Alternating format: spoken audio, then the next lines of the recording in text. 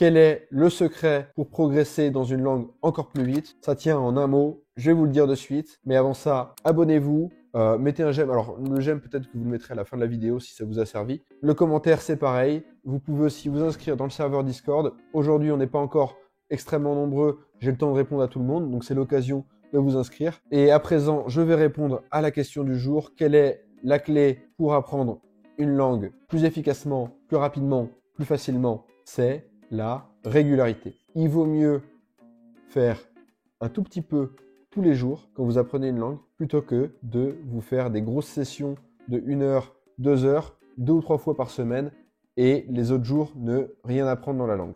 La régularité, c'est la clé 1 pour tenir dans le temps, 2 pour être sûr d'apprendre, 3 pour progresser un peu chaque jour de manière exponentielle.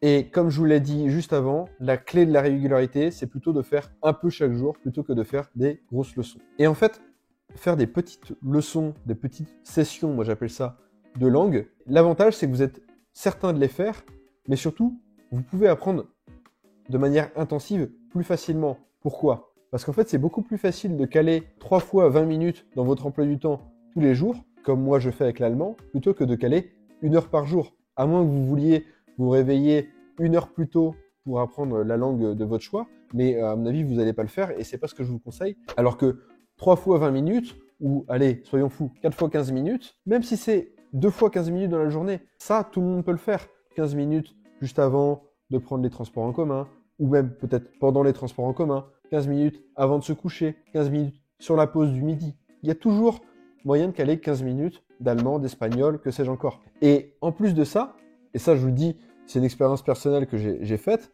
avant je prenais des cours particuliers dans certaines langues, donc j'ai appris notamment le serbe et le russe comme ça. Je faisais des cours d'1 heure, mais en fait, au bout de 30 minutes, mes batteries étaient à plat.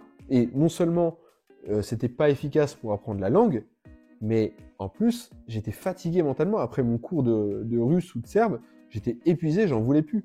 Le serbe, j'ai fait cette erreur. J'avais 2 cours par semaine. Donc alors après, je suis confronté à la langue tous les jours. Ça change un petit peu, mais c'est des interactions très basiques. Les seuls moments où je passais du temps à apprendre le serbe réellement, c'était 2 fois 1 heure par semaine. C'était contre-productif.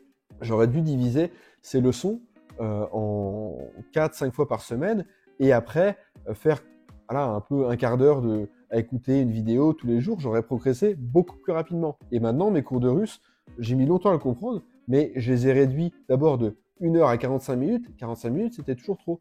Donc, la clé, c'est de faire tous les jours des petites leçons. Ça vous fatigue moins, vous êtes sûr de tenir et vous allez progresser petit à petit. Faites ce que je dis, vous me remercierez.